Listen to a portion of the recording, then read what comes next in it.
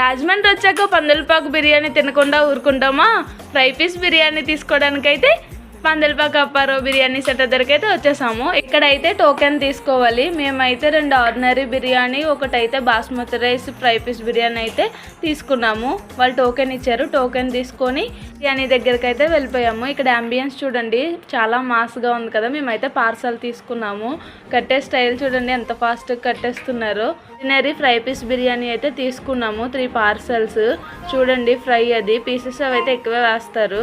రాజమండ్రిలో ఫేమస్ బిర్యానీ పందలపాకు అప్పారావు బిర్యానీ. ఇంకా పార్సల్స్ అయితే తీసేసుకొని 3 పార్సల్స్ కట్టించుకున్నాము. తీసేసుకొని అయితే ఇంటికైతే వచ్చేసాము. మీలో ఎంతమందికి పందలపాకు బిర్యానీ తెలుసు? ఎంతమంది టేస్ట్ చేశారు? ఒకవేళ టేస్ట్ చేస్తే కామెంట్లో చెప్పేయండి. ఇంక ఇంటికి వచ్చేసి ప్యాకెట్ అయితే ఓపెన్ చేయగానే అరోమా మొత్తం ఇల్లంతా వచ్చేసింది. 9 నుంచి 10 పీసెస్ అయితే వేశారు. బిర్యానీ మాత్రం సూపర్గా ఉంది. బాస్మతి రైస్ కన్నా ఆర్డినరీ రైసే బాగుంది బిర్యానీ.